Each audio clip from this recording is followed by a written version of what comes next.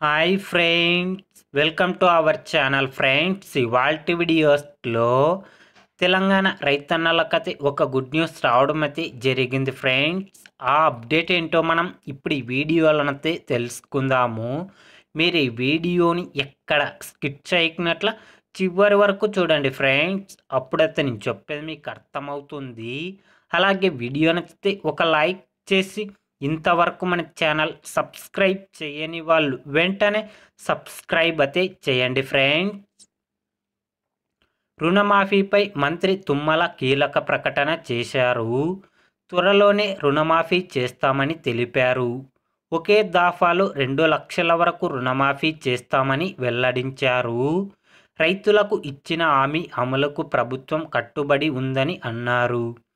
రైతులు ఎవ్వరూ అధైర్యపడొద్దని తుమ్మల భరోసా ఇచ్చారు.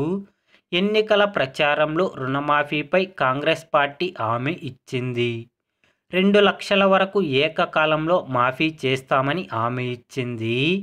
రైతు రుణమాఫీపై ఇప్పటికే కాంగ్రెస్ను బీఆర్ఎస్ పార్టీ టార్గెట్ చేసింది ఫ్రెండ్స్. కాబట్టి త్వరలోనే 2 లక్షల వరకు ఒకేసారి రుణమాఫీ చేస్తున్నట్లు కాంగ్రెస్ ప్రభుత్వం ఈరోజు వెల్లడించడం అయితే జరిగింది ఫ్రెండ్స్.